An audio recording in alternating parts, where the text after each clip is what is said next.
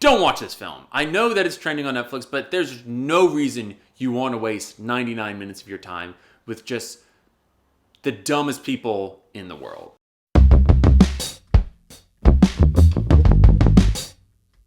Today I want to talk about Without a Paddle, the 2004 film starring Dax Shepard, Matthew Lillard, and Seth Green.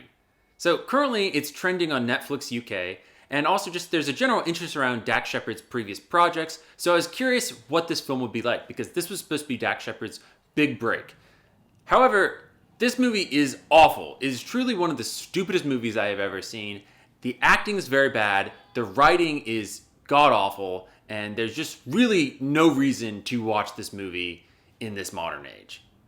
The premise of the film is that these four childhood friends grow up and kind of have disparate lives, and then one of the friends, who's this big adventurer, he always does exciting stuff, he goes and does this adventure and dies. And so the three friends come back together at a funeral, and they all have boring lives for different reasons, and they're going to go and fulfill their childhood adventure that they promised this childhood friend that died. It's kind of interesting watching these films from 2000 because the intro is so much slower than we make movies now. It's also this weird kind of like big budget comedy movie that we don't really have as much now. I feel like comedy movies that have like a similar budget are just going to be for streaming services now. The premise is fine. It's kind of boring intro while you're introducing the different characters. Now, this film has all of the trappings of an early 2000 boy comedy. It has rampant sexism. The women are just sex objects for the men, and there's really no development, and they have no other interests besides that. Lesbianism is just super fetishized. There's rampant homophobia. And also, to them, the height of humor is just really, really stupid irony. And so the characters will say something, and then the opposite thing will happen immediately. So the characters will be like, oh, it'd be awful if a bear came, and then a bear would appear like right behind them. Or, well, at least things can't get any worse, and then it'll just start pouring raining. So this just happens over and over and over and again.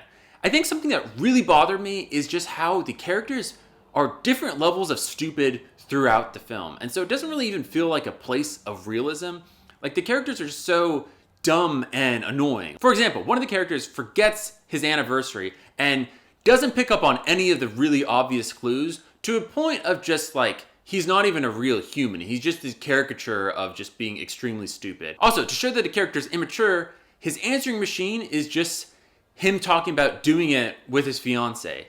So to combine this stupidness with the height of irony, they have his mom call him, and then you have this awkward answering machine, and it's just really stupid is just the best I can describe it as. I think the premise should be fine, right? It's the characters who are going on a life adventure, they're going to discover themselves, and ultimately that's all like positive stuff, but it's just, the writing is so awful. They can't figure out any like sort of funny thing to do, and they can't really think of any clever way to do any of it.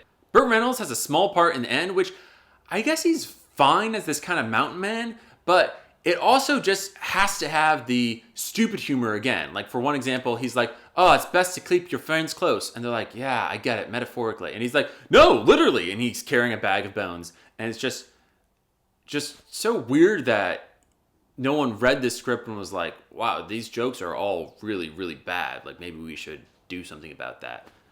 So, in conclusion, don't watch this film. I know that it's trending on Netflix, but there's no reason you want to waste 99 minutes of your time with just the dumbest people in the world. So please do yourself a favor, don't watch this movie.